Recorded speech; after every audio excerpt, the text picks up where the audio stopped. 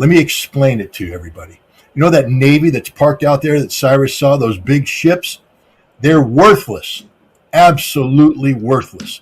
You get one of those big ships near the shores of a nation that has adequate anti-shipping missiles. We can't defend. They'll overwhelm. We just saw the proof of that. All the American military capacity is being withdrawn from the vicinity of Iran because the Iranians are pounding them to death. We ran out of the ability to defend ourselves. The Navy ships are defended by destroyers that have, SM-3, SM-6 anti-missile capabilities. But it's not as though they're attached straight to a factory. So as they use them, the factory says, here's some replacements. They have a magazine. That magazine has a finite quantity of missiles. And if you fire sufficient quantity of drones and missiles at the ship, they use up all their missiles. The enemy doesn't run out of ammunition. You run out of ammunition. When you run out of ammunition, you either have to flee or die. This is the reality. Scott Ritter opens with one of the boldest claims in the interview. According to him, the biggest story isn't simply another military confrontation. It's what that confrontation may reveal about the changing balance of global power. Throughout this discussion, he argues that recent events expose strategic limits that many governments failed to anticipate. To explain why, he begins with America's response to Iran and why he believes it marked a turning point. I'm just curious, how much more massive can Donald Trump get? I mean, we had a 39-day war, which was massive many times. I mean, we brought to bear the full capacity of America's conventional military power. And we lost. Donald Trump admits as much. We ran out of ammunition. The world ran out of oil. We negotiated a memorandum of understanding in bad faith and then broke it once we felt we had accumulated enough ammunition and the world's energy markets had stabilized.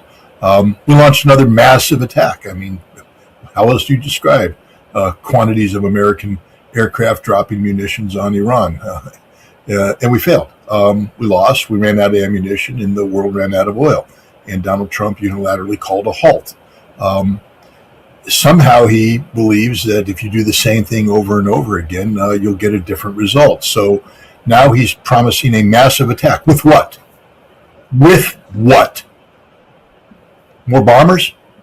How many more do we have? We've used them all.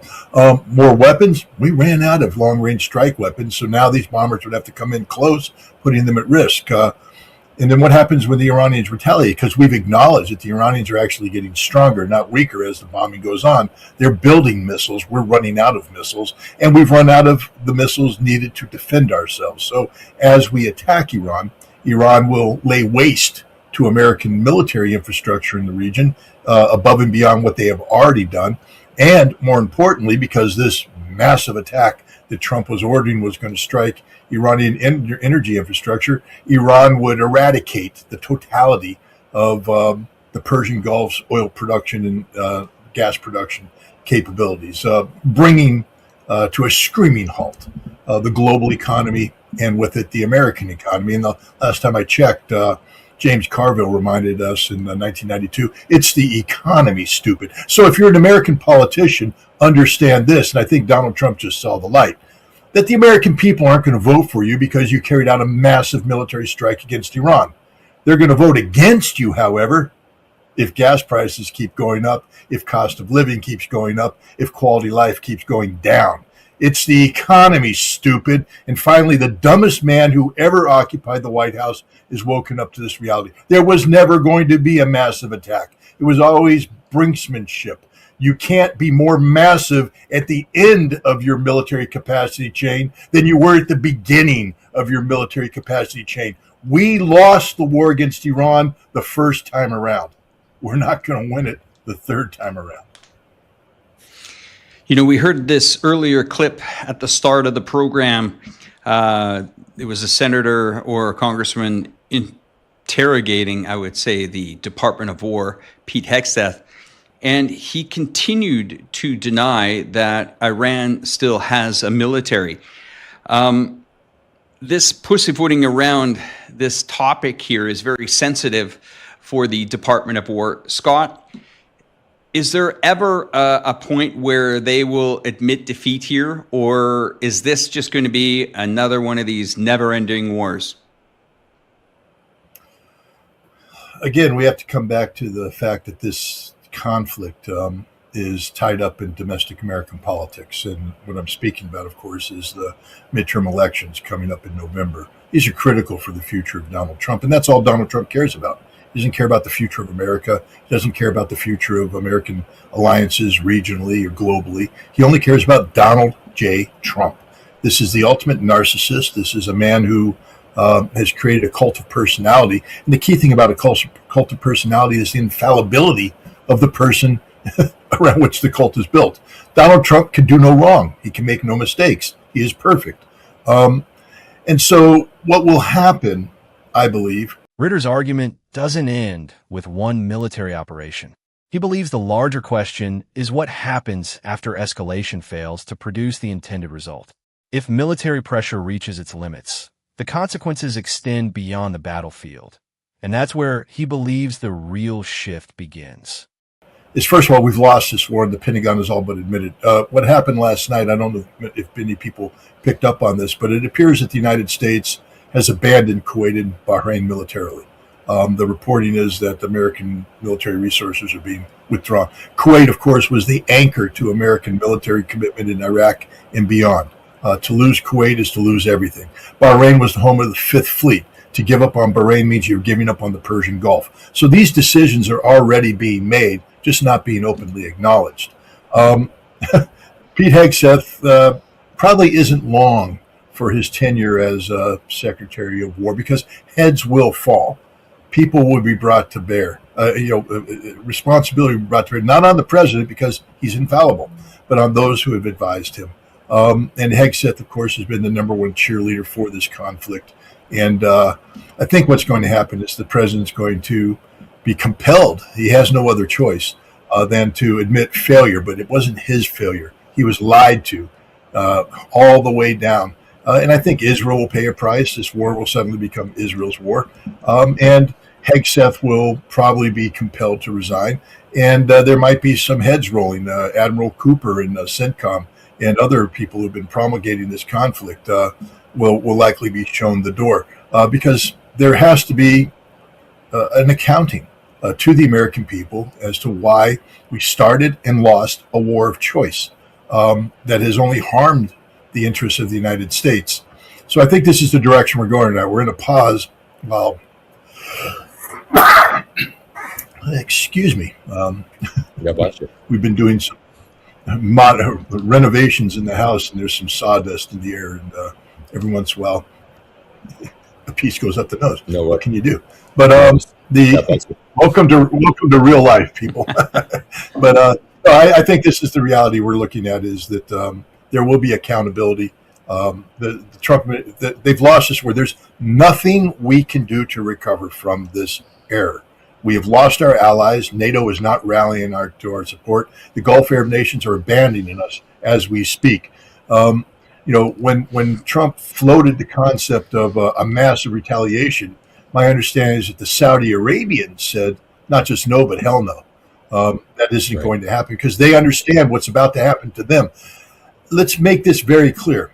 These Gulf Arab principalities and kingdoms, they have no real support amongst their population. These are people who rule by terror, by fear, and by bribery. They take oil wealth and they, hand it out as largesse. These aren't good people. They don't have a linkage with their populations. These are perfumed princes who understand that the only reason they stay in power is because of their ability to pump oil and gas out of the ground. Iran is about to take that power away. And when they do that, heads will roll, literally, because these are people who've been taking the heads off of the people who oppose them, especially in Saudi Arabia. And I think, revenge is a dish best served cold, and the Saudi heads will be rolling if they continue down this path. I don't think they can reverse the path that they're on, but they can try and slow the acceleration to their ultimate demise. And allowing the United States to use their soil, or having had used their soil, to link them to any future action against Iran that strikes Iran's energy infrastructure, would be literally a suicide pill. And so you see the Gulf region abandoning the United States. And this is the other reality that Donald Trump has to face. There is no support anywhere in the Gulf for a continuation of this conflict. The United States has no allies, and we have no capacity. And as a result, Donald Trump has no choice but to acknowledge reality. According to Ritter, the consequences don't stop with military strategy. He argues that regional alliances, energy security, and political influence are all interconnected. If those relationships begin to change, the next phase of the story won't be measured by military victories, but by economic pressure. Well, I mean, the Ukrainian economy is collapsing because it's just ceased to function. It ceased to function because Russia's shutting it down. What you're describing is more linked, I think, to the stupidity of Donald Trump. When we speak of energy security, most people, we speak of course, the flow of oil and gas primarily. Of course, there's nuclear, there's wind, there's green, but the big driver, coal, but the big drivers are oil and gas because, it costs a lot of money to get out of the ground, and there has to be massive infrastructure to distribute it, and people are overly reliant upon it. It's not just about the price of gasoline and diesel at the pump, though. It's about everything. Look around your desk. Go look around my desk. Everything we see is a byproduct of petroleum. I mean, oil is used to produce plastics. It's used to produce chemicals. It's gas produces chemicals that go into everything, even the food. I just had a wonderful breakfast cooked by my wife. Included some green beans. Those green beans are grown in a farm that requires fertilizer. That fertilizer requires ammonia that comes from the gas production in Qatar, one of the largest producers of ammonia. The Russian and Ukrainian gas produce ammonia that's used to create fertilizer. Sulfur out of oil is a key driver. You speak of chips. Again, I'm just a Marine. I'm not too smart about much, but I learned about helium. Now, I always thought helium was that thing that I sucked into my mouth to make my voice sound funny at once. But apparently, helium is actually a key component in chip manufacturing. And when you remove 25% of the global helium supply, and I think it's even more than that, Qatar actually leverages more than that, that means that none of these chips are getting produced. And when they do get produced, they're getting produced at extraordinarily high prices, what gets passed on to the consumer. And so global electronics, which are dependent upon helium to produce these chips that are used in the electronics, we're seeing a collapse because there's no alternative. It's not like, well, we're out of helium, we'll use xenon or we'll use, nitrogen. Nope. You don't have helium, the production process shuts down. There's no replacement for it. These are the kind of things that the narrow-minded morons that run U.S. policy apparently didn't think of. Scott Bessent was singularly focused on the flow of oil to China and shutting down the flow of oil out of Russia. Again, he doesn't understand how China works. He doesn't understand how Russia works. He doesn't understand how Iran works. But he's singularly focused on oil as a producer of fuel for combustion engines. What he forgot is that oil is the driver of the global economy in terms of manufacturing, both in terms of the direct products, but also the byproducts of breaking down, crude. And when you lose 25% of the world's energy production capacity, it's a lot. It collapses the global economy. It doesn't shrink it. It collapses the global economy. And this is the direction that we're headed in right now. The prices you see, I mean, man, I don't think we talk about midterm elections being a big driver for the United States, but you know what else is a huge driver politically? Christmas. Nobody likes to talk about Christmas, but Christmas is when every American family with children has to put stuff under the tree that pleases their children. And because we've become a nation, I call it of lotus eaters. The lotus, of course, helps us forget the sins of our forefathers, the sins that we're committing today. We just consume the lotus, which is wrapping ourselves in a cocoon of consumer-driven comfort. And as long as we can fool ourselves, I mean, I got my phone. I can go, I'm lost in the narcotic of scrolling. Oh, baby, the world is good. Everything's wonderful in the world. Beautiful women. Look at the vacations I'll never go on, but I can see right here. Music. It's all great. No, it's not. That's not reality. Reality is outdoors. Reality is interacting with people. But the Americans have fallen to this narcotic, this lotus eating of consumerism, which is fine as long as the government can continue to feed them the lotus leaves. The lotus is going to Right. run out at Christmas. All that stuff ain't going to be under the shelf. And when it is under the shelf, it's going to be at prices nobody can afford. And that's when people wake up and say, oh my God, what has happened? What have we done? Who is to blame? And we go back to what I said at the beginning. It's the economy, stupid. And apparently the Yeah. dumbest politicians ever populate Washington, D.C. have forgotten that point because they have built a cult of personality around a billionaire who couldn't give a rat's ass about any of the American people and what they're going through on a daily basis.